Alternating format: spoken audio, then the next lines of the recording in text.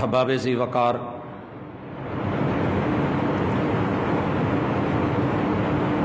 اللہ رب العزت نے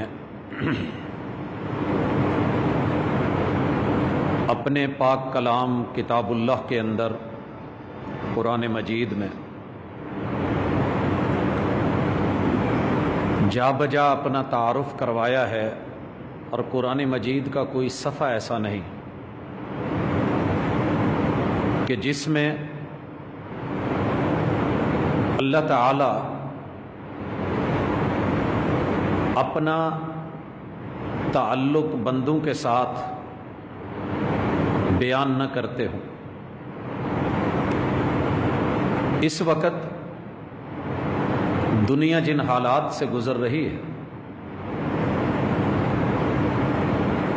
اس کے پیش نظر اللہ رب العزت کا یہ پیغام پڑھنا، سمجھنا اور جاننا انتہائی ضروری ہے کہ جہاں ہمیں ہر طرف قلت ہی قلت نظر آ رہی ہے، پریشانی پر پریشانی اور بڑا سارا خوف اور اللہ رب العزت سے مایوسی، فقر اور پریشانی، تو شیطان کا کام کتاب اللہ کے مطابق ہے ہی یہ کہ وہ بندوں کو بار بار آ کے دل کے اندر، سینے میں وسوسے ڈال کے پریشانی کے عالم میں لے کے جاتا ہے۔ یعدکم الفقر، کہ تمہیں فقیری نے آ کے لے لینا ہے، تمہارا کچھ نہیں بچنے والا، تم ختم ہو گئے۔ اور یہ چیز اگر آپ اور میں دیکھیں، صبح سے لے کے شام تلک ہمارا میڈیا، کاروباری لوگ، محنت مزدوری کرنے والے، حالات تو چاروں طرف ایسے ہی ہیں، اور اوپر سے پریشانی کا یہ عالم کہ اللہ رب العزت جو سب سے بڑا ہے، جو ہماری مجبوریوں سے، کائنات کی ساری بیماریوں سے اور عالم کی جتنی بھی پریشانیاں ہیں، اس کی ذات سب سے بڑی ہے، وہ اللہ اکبر ہے۔ مالک الملک نے قرآن مجید میں، یہ سورۃ الملک ہے جسے بچہ بچہ جانتا ہے، اور 29واں پارہ اسی سے شروع ہوتا ہے۔ اللہ تعالیٰ اپنا تعارف کرواتے ہوئے کہتے ہیں تبارک الذی بیدہ الملک، کہ بابرکت ہے تمہارا وہ رب، بابرکت ہے وہ ذات، بیدہ الملک، کہ کائنات کی ساری بادشاہی جس کے ہاتھ میں ہے، وہ برکتوں والا ہے، برکتیں وہی دیتا ہے۔ اگر تم یہ سمجھ رہے ہو کہ چیزیں کم ہو رہی ہیں، برکت کا مفہوم کثرت نہیں ہے، وہ کثرت دے دے تو یہ اس کی رحمت ہے، لیکن برکت یہ ہے کہ وہ تھوڑی چیز کے اندر بھی وہ پیدا کر دے کہ جو زیادہ میں بھی نہ ہو سکے، وہ اولاد ہو، مال ہو، جسم جان ہو، وہ بندے کا وقت ہو۔ میرے سامنے بے شمار ائمہ ہیں جن کی عمر ابھی 35 سال بھی شاید مکمل نہیں ہوئی تھی اور وہ اس دنیا سے چلے گئے، لیکن اگر ان کا کام دیکھیں، میں مبالغہ نہیں کر رہا، ایک امام ہے امام نووی رحمہ اللہ، صحیح مسلم کے شارح ہیں، 35 سال کی عمر میں اس دنیا سے رخصت ہو گئے، لیکن وہ جتنا اس تھوڑی سی عمر میں اللہ نے جو برکت ڈالی، اگر ان کا کام صرف اوراق کی شکل میں اکٹھا کر کے جلدیں تو وہ میری ہائٹ سے زیادہ بنتی ہے۔ ہم ساری زندگی 100 سال عمر پا کے بھی شاید ایک ورق جتنا کام نہ کر پاتے ہوں۔ یہ میرا رب ہے، اس نے کس سے کتنا، کب، کیسے، کیا کام لینا ہے، جس مقصد کے لیے جسے پیدا کیا گیا ہے، وہ مقصد پورا ہوئے بغیر میرا رب اسے اس دنیا سے جانے نہیں دیتا۔ لہذا دونوں پہلوؤں کے درمیان رہنا ہے، بیماری ہے، وبا ہے، کوئی شک نہیں ہے، اور گزشتہ ملاقات میں ہم نے بڑا واضح اس کے سارے پہلوؤں کو دیکھا تھا۔ اگر کوئی یہ کہہ رہا ہے کہ دشمن کی سازش ہے تو ہونی چاہیے، دشمن ہوتا ہی سازش کے لیے۔ یہ تو اپنوں کو سمجھداری سے، محنت سے کام کرنا چاہیے، کیونکہ لوگوں کی تدبیروں کو اللہ رب العزت کی مدد کے ساتھ، بہترین تقدیر کے ساتھ اور عمدہ تدبیر کے ساتھ پلٹا جا سکتا ہے، اور ہر چیز کا ایک علاج ہوتا ہے، دفاع ہوتا ہے، رد ہوتا ہے۔ اگر بیماری ہے تو انشاءاللہ کوئی صدا نہیں بیٹھی، اگر وبا ہے تو پھر بھی شریعت نے پورا علاج دیا ہے، اگر گناہوں کی سزا ہے تو پھر بھی اس کا حل ہے، اللہ کے سامنے التجا، اور اگر یہ ابتلا اور آزمائش ہے تو پھر بھی ہمیں اللہ کے ساتھ حسن یقین، حسن اعتقاد، اسے ختم نہیں کرنا، توکل کو بھی رکھنا ہے۔ میں اس کی مثال دینا چاہتا ہوں۔ آپ نے جگہ جگہ تربوز دیکھے ہیں، اور یہ مثال میں بارہا دیتا رہتا ہوں کہ سبق سمجھ آتا ہے۔ جتنا ڈھیر تربوز کا لگا ہوتا ہے، ہر دانہ اپنی طرف کھینچ رہا ہوتا ہے، لیکن ہمارا جس دانے پہ دل آتا ہے ہم اسی کو اٹھاتے ہیں، اسی کو اٹھاتے ہیں۔ بھلے دکاندار کہہ رہا ہو یہ نہیں وہ لے لیں، آپ کہتے ہیں کہ نہیں وہ والا بہتر لگ رہا ہے مجھے۔ جسے آپ نے اٹھایا ہے وزن بھی اسی کا ڈلا ہے، اور چھری کے نیچے آ کے کاٹا بھی وہی گیا ہے، کاٹا بھی وہی گیا ہے۔ حضرات، ابتلا کا معنی، آزمائش کا معنی یہ ہے کہ اللہ کو اپنے بندوں میں سے جو پسند آ جاتا ہے، اور دنیا کی نظر میں بھلے اس کے ہزاروں کام رہتے ہوں، اللہ نے اسے جس مقصد کے لیے بنایا تھا اس سے وہ کام لے لیا ہے تو اللہ اسے بلا لیتے ہیں، اللہ اسے بلا لیتے ہیں۔ ہم اکثر کہتے ہیں کہ یہ بے وقت موت ہے۔ بچے کام مکمل کر کے، اپنی سٹڈی مکمل کر کے، ڈگری لے کے لوٹے ہوتے ہیں، میرا مالک انہیں گھر نہیں پہنچنے دیتا، ماں باپ کو ملنے نہیں دیتا، بڑے سارے سین ہم نے دیکھے ہیں۔ تبارک الذی بیدہ الملک وہو علی کل شیء قدیر، کائنات کے ہر بندے کا پیدا ہونا ہی برکت کا باعث ہے۔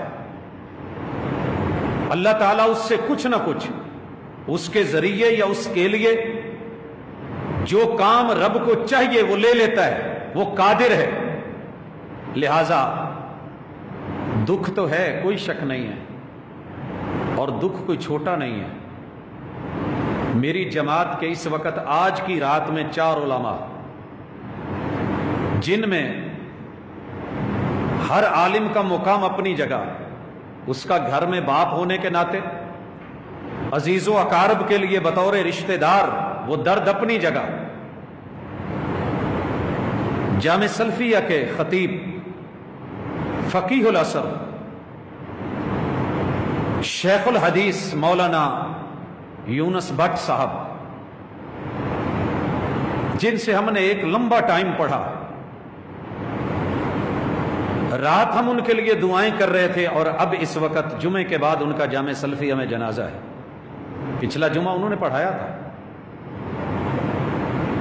حضرات، یہ بات میں کیوں کہہ رہا ہوں کہ دکھ کی ہے؟ قیامت کی نشانیوں میں سے محمد الرسول اللہ صلی اللہ علیہ وسلم نے بتایا تھا کہ قیامت کے پہلے جو دین کا علم ہے وہ اٹھا لیا جائے گا۔ قیامت سے پہلے دین کا علم اٹھا لیا جائے گا۔ پوچھا گیا وہ کیسے؟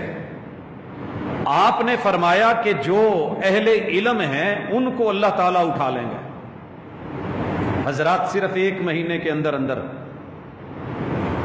جن کو ہم جانتے ہیں، بڑے سارے اور بھی لوگ ہیں لیکن جن کو ہم جانتے ہیں، ہماری جماعت کے اندر 10 کے لگ بھگ نامور شیخ الحدیث، ایک ہیں ہمارے جیسے ممبر و محراب پہ رہنے والے،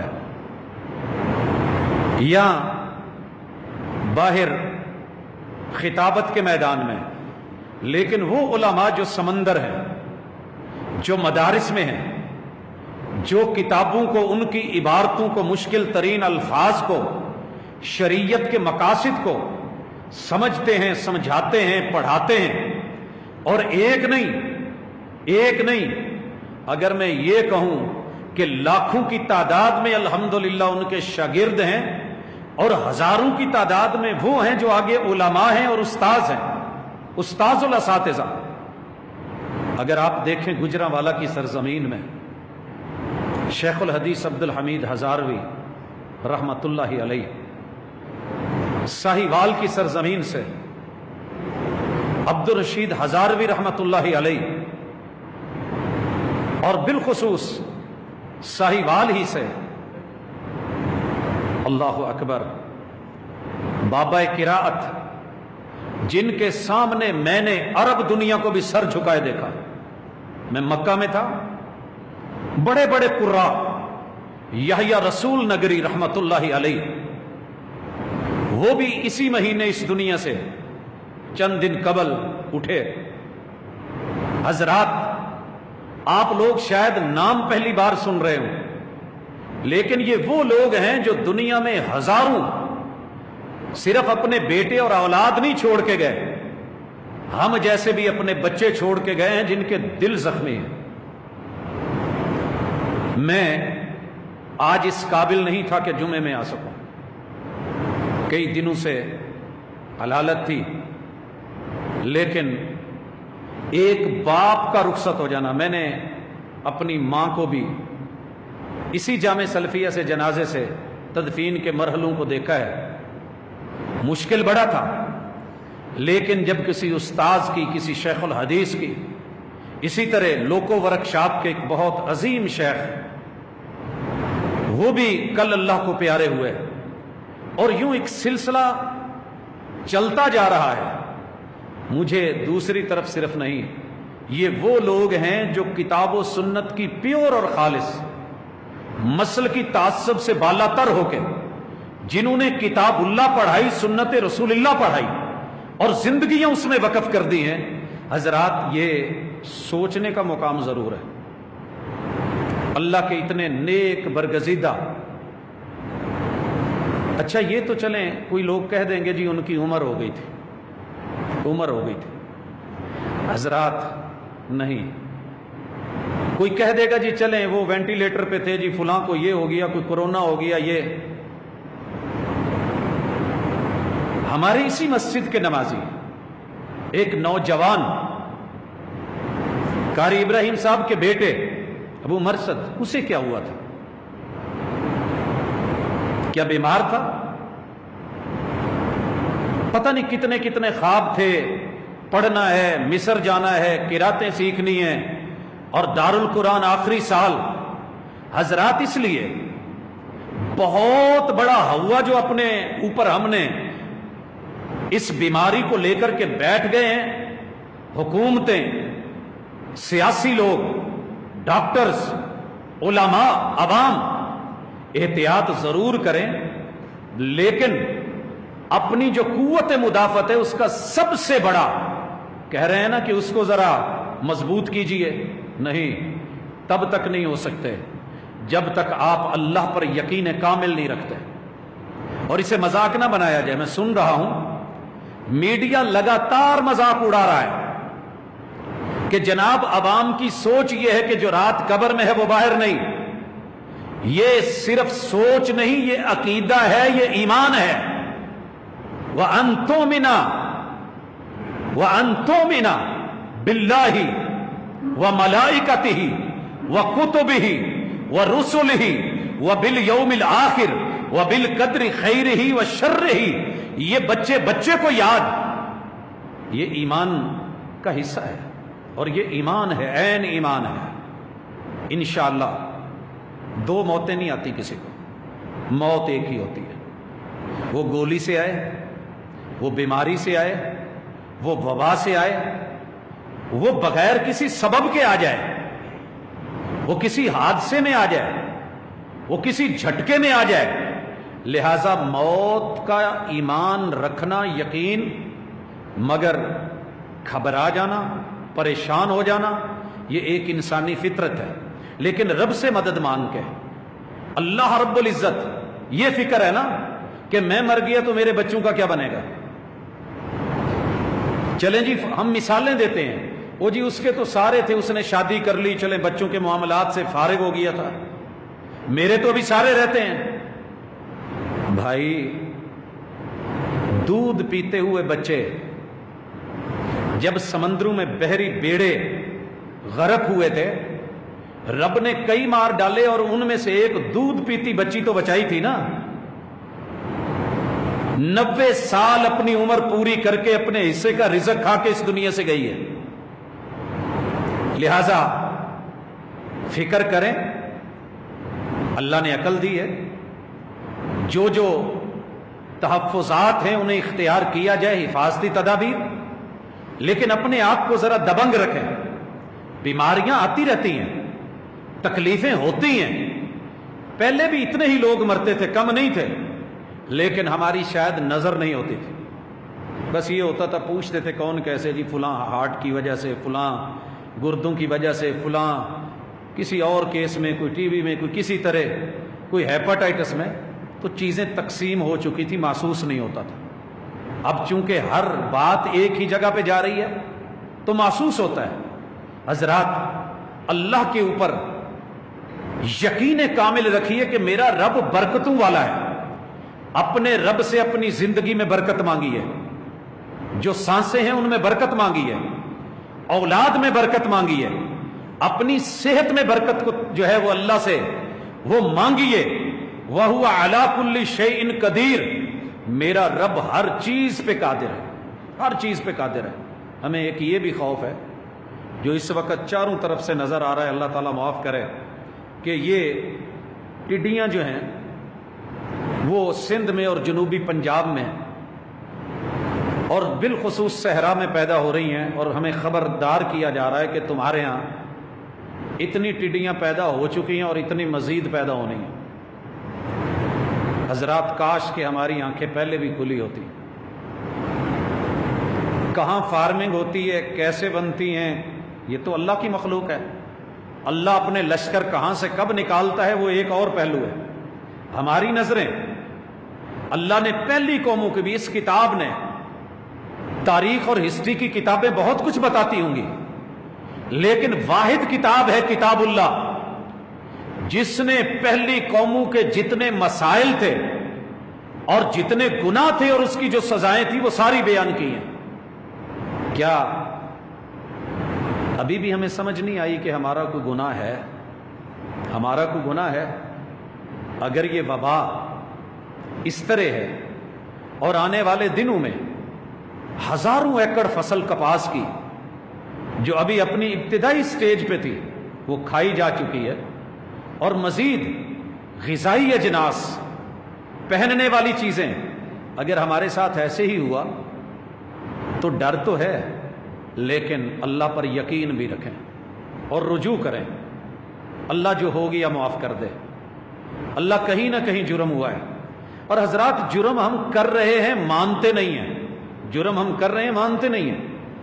میں آج ہی سن رہا تھا، ہمارا اپنا بھی مشاہدہ ہے لیکن آپ بھی سنتے ہوں گے، کہ ایک آدمی نئی ٹیوب ڈلوا کے ٹائر میں دوسری دکان پہ ایک سے ڈلوا کے دوسری پہ دے کے یہ کہہ کے جاتا ہے کہ ذرا پنکچر چیک کر دینا، میں آگے سے کام کر کے آ رہا ہوں. واپس آیا ہے، پوچھا جی، کہا 2 پنکچر تھے، 2 پنکچر. اسے پیسے دے دیے گئے، اس نے لے لیے. اسے پھر کہا گیا کہ اللہ کے بندے، میں تو ابھی پچھلی فلاں دکان سے یہ بل ہے، یہ ٹائم ہے، تو میں تو ابھی تازی نئی ٹیوب ڈلوا کے آیا ہوں. آگے سے مسکرا کے کہتا ہے کہ شکر کر، میں 4 نہیں کڈے، میں 2 ہی کہنا. حضرات جتنی ہماری ہمت ہے، ہمارا رب پر یقین اٹھ گیا ہے. اسی طرح وہ اپنی کسی چیز کو، الیکٹرانکس کی چیز کو اچھی خاصی چلتی ہوئی، صرف اس کی تار ایک سائڈ سے اس کا ٹانکا اکھاڑ کے چیک کرنے کے لیے کہ قوم کس حالت میں ہے، اسے دکان والے کے پاس، مکینک کے پاس لے کے گیا ہے، کہا چیک کر دیں، اس نے ادھر دیکھ ادھر دیکھ یہ کر کے کہ کہا جناب اس کا فلاں پرزہ جو ہے وہ اڑ گیا ہے، 12,000 کا معاملہ ہے، تو آپ 2 دن کے بعد آ کے لے جانا۔ اپنے ہی گھر میں موصوف کہتے ہیں کہ فریج، اس کو بھی ہم نے تھوڑی سی چھیڑ خانی کر کے بلایا مکینک کو، اس نے بھی دیکھنے دوکھنے کے بعد کہا جی کمپریسر فارغ ہے، 18,000 روپے کا نسخہ۔ اور حضرات مجھے ابھی تک وہ نماز استسقاء نہیں بھولی پشاور والی، جس میں نماز استسقاء پڑھانے کے بعد امام نے ایک گھڑی کو لہرایا اور اعلان کیا کہ یہ جس صاحب کی ہو وہ نشانی بتا کر کے لے لے، اور فوری درجنوں لوگ پہنچ گئے، نشانی بتا رہے ہیں اور سب کا دعویٰ یہ ہے کہ ہماری ہے۔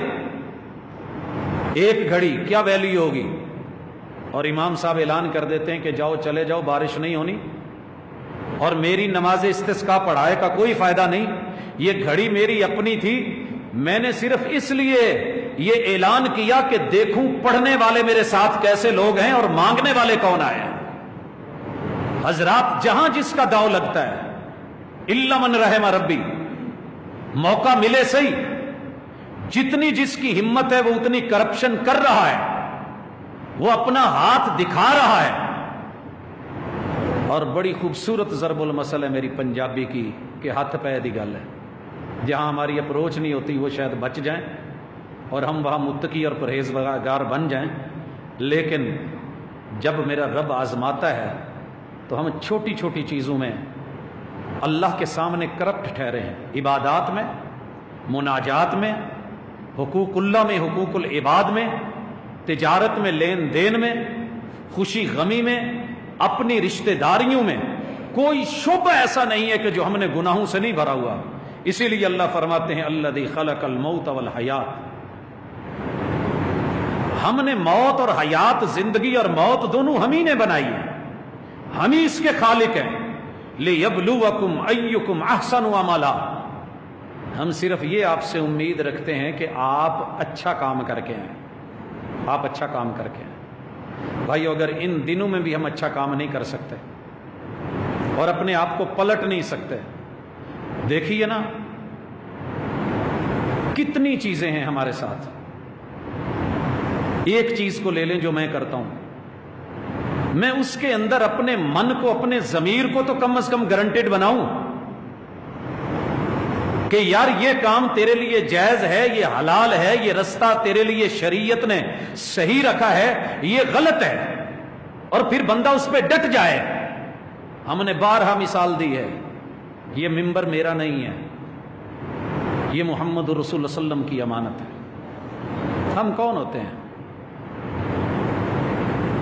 لیکن میرے محبوب نے میرے لیے، کسی بھی خطیب کے لیے یہ جائز نہیں رکھا کہ وہ کسی بھی ضعیف روایت کو، موضوع کو یا من گھڑت کو رسول اللہ صلی اللہ علیہ وسلم کے نام لگا کے جھوٹ بولے اور کہے کہ یہ بات اللہ کے محبوب نے کہی ہے یا کری ہے، آپ نے یہ کیا ہے، اور وہ آپ نے کہا بھی نہیں اور کیا بھی نہیں، فَلْيَتَبَوَّأْ مَقْعَدَهُ مِنَ النَّارِ، وہ دنیا کی وقتی لذت یا مفاد کو نہ دیکھے، لوگوں کی بلے بلے اور واہ واہ کو نہ دیکھے، قیامت کے دن جہنم کی آگ میں اپنا جلنا دیکھے۔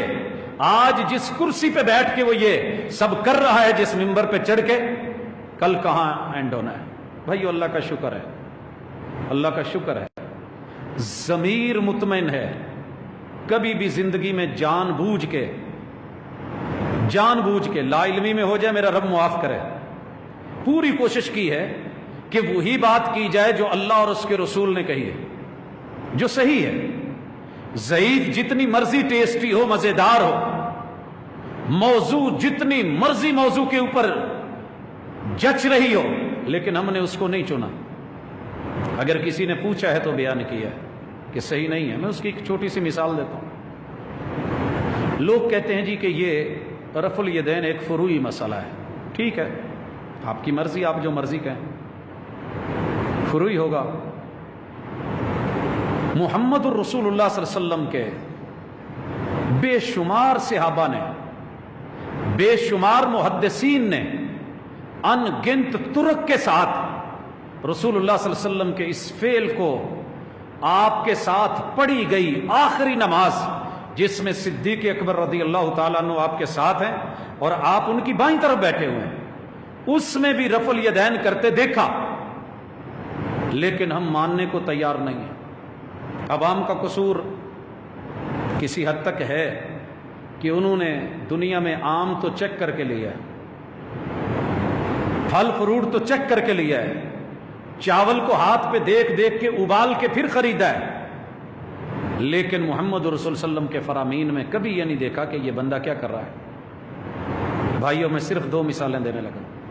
امام ترمذی رحمۃ اللہ علیہ جناب عبداللہ ابن مسعود سے جو عدم رفع الیدین پہ روایت لے کے آئے ہیں، واحد محدث ہیں کہ جنہوں نے ابھی روایت بعد میں نقل کی ہے، پہلے اس کا ذوف بیان کیا.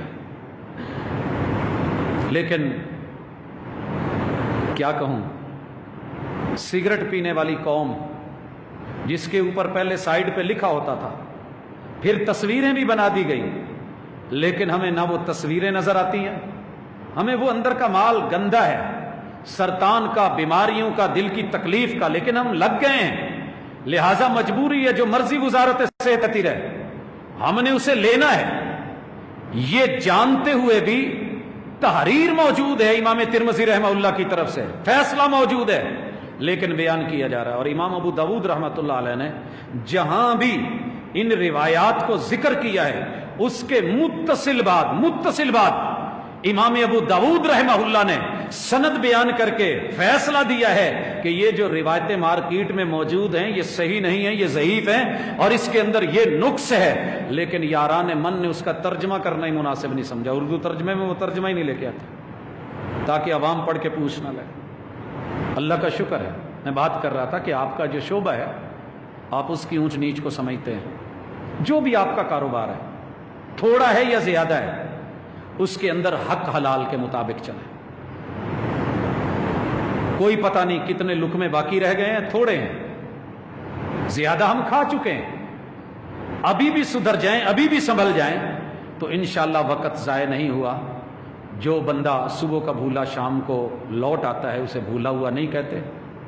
اللہ تعالیٰ اس کے بعد کہتے ہیں وَهُوَ الْعَزِيزُ الْغَفُورُ، تمہارا رب اگر تمہارے گناہوں کی سزا دنیا میں دینا چاہے تو وہ غالب ہے، قبر میں حساب لے لے تو غالب ہے. وہ قیامت کے دن تمہاری ایک ایک چیز، تمہارے اعضاء، تمہارے جسم کے جلد اور چمڑی اور جو ہے اعضاء بھی بولا ہوا ہے، ان کو بلوانے پہ قادر ہے.